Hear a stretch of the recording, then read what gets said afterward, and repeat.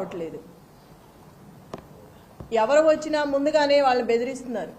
Double bedroom ఉంటే cancel చేస్తాము, 2000 pension ఉంటే కట్ చేస్తాము.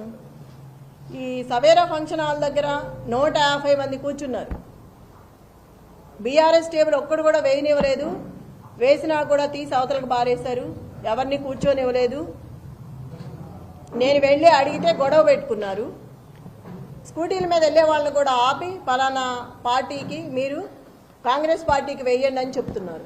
ప్రతి ఆటోని జనం ఎక్కించుకొచ్చి అక్కడ 2 నిమిషాలు వాళ్ళతో మాట్లాడి డబ్బులు పంచుతా మీరు కాంగ్రెస్కి ఓటు వేయండి, వెయ్యకపోతే మిమ్మల్ని రేపటి నుంచి బయటికి రానేమో అని బెదిరించారు. అది మేము క్వశ్చన్ చేస్తే మమ్మల్ని కూడా మహిళలను చూడకుండా పిచ్చి పిచ్చిగా మాట్లాడారు.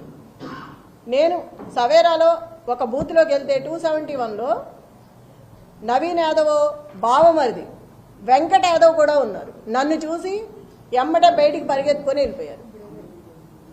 అంటే ఎప్పటి నుంచి 30 మంది నేను ఎటు వెళ్తే అటు నాకు కాపలా పెట్టారు. 2-3 ఎటు వెళ్ళినా ఒక 100 మంది దాకా నా వెనకమాల వస్తున్నారు. ఎటు వెళ్ళినా అంటే ఒక మహిళని ఇట్లా హింసిస్తారా? అంటే ఒక మహిళను తిరగనివరా? ఒక మహిళ ఇట్లా ఉండకూడదా? ఇంత అరాచకమా? ఇంత అన్యాయంగా చేస్తారా? బోరుబండలో కొట్టారు, టేబుల్ అయినవ్వలేదు, కుర్చీలు ఇసిరేశారు. రౌడీ షీటర్ వచ్చాడు బయటికి. ఒక రౌడీ షీటర్ని ఆంబోతులా వదిలేసి మీదకి రచ్చ చేసి వాడిని వెనక తీయకోకుండా కార్యకర్తలు ఏంటిది అని అడిగితే ఎఫ్ఐఆర్ బుక్ చేసి లోపల పడేస్తాను నోరెత్తితే అని అంటున్నారు పోలీసులు. నేను అక్కడికి ఎంటర్ వెళ్ళంగానే 20 మంది పోలీసులు వెళ్ళిపోయారు. ఎక్కడాళ్ళు అక్కడ. ఒక మహిళ వచ్చినప్పుడు ఉండాలా అండగా? వెళ్ళిపోతారు ఏటాళ్ళు అటు పారిపోయి. ఇంత దొంగల్లాగా ఎందుకు చెప్పండి? పోలీసు సోదరులకు ఒకటే చెప్తున్నా, నేను జెన్యూన్గా ఉండండి. ఒక మహిళకి సపోర్ట్ చేయమని నేను అడగట్లేదు. ఎవరి పని వాళ్ళని చేసుకునివ్వండి. అంత భయపడాల్సిన అవసరం ఏముంది? ఒకళ్ళ కింద పని చేయట్లేదు కదా మనం. అంత భయపడి నన్ను భయపెట్టాల్సిన అవసరం ఏముంది? ఏ డివిజన్లో ఏ బూతులకి వెళ్ళినా ఇదే గొడవ. ఇప్పుడు కూడా బిర్యానీలో డబ్బులు పెట్టిస్తున్నారు. అంత కర్మేం పట్టింది? అంత ఓడిపోతామని అంత భయం ఎందుకు వేసింది? ప్రజల్ని మభ్యపెట్టి భయపెట్టి ఇళ్లలోంచి బయటికి రానివట్లా. ప్రజలకు ఒకటే విజ్ఞప్తి చేసుకుంటున్నా, నేను ఎవ్వరూ కూడా భయపడుకోకుండా బయటకు వచ్చి ఇంకా 4 గంటల టైం ఉంది. దయచేసి ఓటు వినియోగించుకొని ఓటు వేసి మీరు రౌడీజాన్ని అరికట్టి రేపు ఇలాంటిది లేకుండా ఉండాలంటే ప్రతి ఒక్కళ్ళు బయటకు వచ్చి ఓటు వేయాలి. ఇంతకుముందు అధికారంలో ఉన్న బీఆర్ఎస్ పార్టీ ఇలాంటి ఎలక్షన్స్ చాలా చేసింది, కానీ ఎప్పుడు చేయలేదు. నేను చూసినంతలో ఎప్పుడూ జరగలేదు. ఫస్ట్ టైం నేను చూడటం. ఇట్లా ఉంటుందా అని ఇప్పుడే చూసాను. నేను ఇన్ని సంవత్సరాల్లో ఎప్పుడు కూడా చూడలేదు. నేను నా భర్త ఇన్ని ఎలక్షన్స్లో ఉన్నప్పుడు కూడా ఇలాంటిది ఎక్కడా వినపడలే. నేను స్టేట్లో ఉన్న ఆకు రౌడీలు మొత్తం తీసుకొచ్చి పెట్టుకున్నారు. అంత దౌర్భాగ్యమా? అంత భయం ఎందుకు? అంత భయపెట్టాల్సిన అవసరం ఏముంది? దయచేసి మళ్ళీ చెప్తున్నా, ఓటు హక్కు వినియోగించుకోండి బయటకు వచ్చి. ఇట్లాగే ఉంటే మళ్ళీ రేపు ఈ గోండారాజ్యమే ఉంటుంది.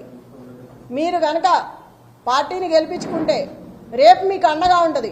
ఇప్పుడు ఏం జరిగినా నేను చూసుకుంటాను. ప్రజలందరినీ మీకు అండగా ఉంటా, మీ వెనకమాల నిలబడతా, పార్టీ అండగా ఉంటుంది. ఏదైనా సరే 13వ తారీఖు వరకు ఎంత ఇబ్బంది అయినా పెట్టండి, ఎంతైనా భయపెట్టండి, కానీ 14వ తారీఖు తర్వాత మాత్రం మాదే. అప్పుడు చెప్తాం ఒక్కొక్కళ్ళ పని ఎవడేంటనేది. అప్పుడు చూసుకుంటాను. నేను ఎవరేం చేశారో ఇవాళ గుర్తుపెట్టుకుంటాను. పనికి మాలిన ఆకురౌడి కూడా నోరెత్తి మాట్లాడుతున్నాడు. ఇవాళ పోలీసులు కూడా మహిళలను చూడకోకుండా ఎట్లా పడితే అట్లా మాట్లాడుతున్నారు. ఇందాక ఎవరు అతని పేరు? సురేష్ యాదవ్ ఎంత వల్గర్గా మాట్లాడుతున్నాడు అంటే లేడీస్ అనుకోండి లేకుండా పిచ్చి పిచ్చిగా మాట్లాడుతున్నాడు. ఎన్నికల కమిషనర్కి నేను ఒక్కడే విజ్ఞప్తి చేసుకుంటున్నాను. ఒక మహిళగా మిమ్మల్ని అడుగుతున్నా, నేను ఎంత చేస్తుంటే కూడా మీరు చూస్తూ కూడా ఊరుకున్నారు. ఒక మహిళని ఇట్లా చేస్తుంటే మీకు ఇప్పటికే తెలుసుంటాయి అన్నీ. నేను దయచేసి మిమ్మల్ని అడుగుతున్నాను, ఒక కోరుతున్నాను. మీరు బయటకు వచ్చి జరిగేదేదో చూసి ఏది కరెక్ట్గా ఉందో వాళ్ళకి చెప్పి అట్లా చేయించండి.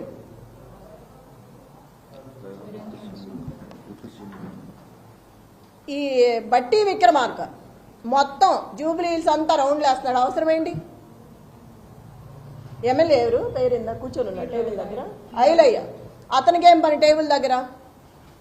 చిటీలు ఇవ్వడం అవన్నీ అతనికి ఏం అవసరం? అసలుకి వీళ్ళందరూ రావాల్సిన అవసరం ఏంటి?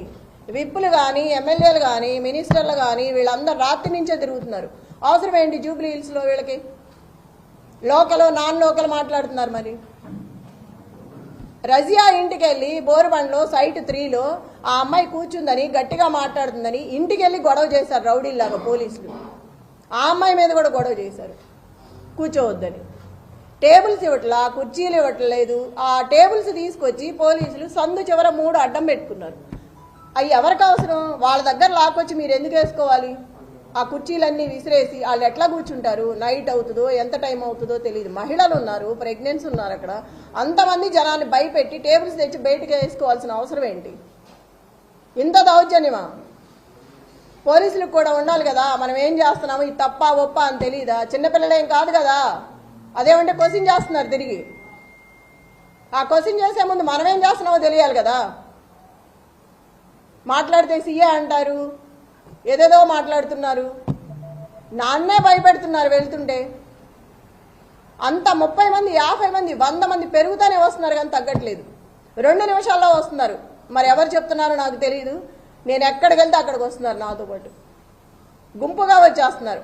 పోలీసులు కానీ రౌడీలు కానీ ఆ చుట్టూ ఉన్న జనం కానీ. ఎదుగో ఇప్పుడే వచ్చేటప్పుడు చూసా 150 మంది కూర్చున్న టేబుల్స్ నేను గొడవ చేసి వచ్చానని ఒక 6 నుంచి మిగతాయి తీసేశారు. ఇప్పుడు వస్తా చూసాను ఈ కార్లో. ప్రతి చోట ఇలాగే ఉంది.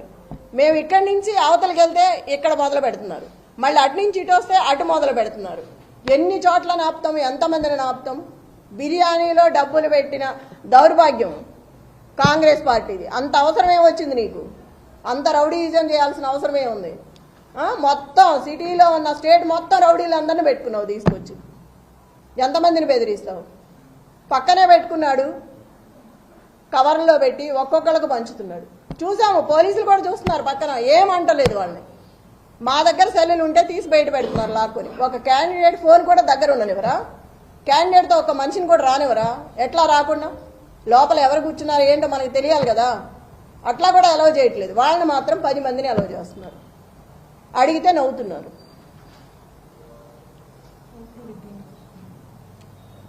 రిగ్గింగ్ చేస్తున్నారు. ఇప్పుడు వచ్చే ఆ మహిళను కూడా కరెంటు బిల్లు తీసుకురమ్మని వెనక్కి పంపించారు. ఎంత అన్యాయం! భయపెట్టి. కరెంటు బిల్లు అవసరమా మనకు ఓటేయడానికి? మా అమ్మాయికి తెలియదు, అమ్మాయికి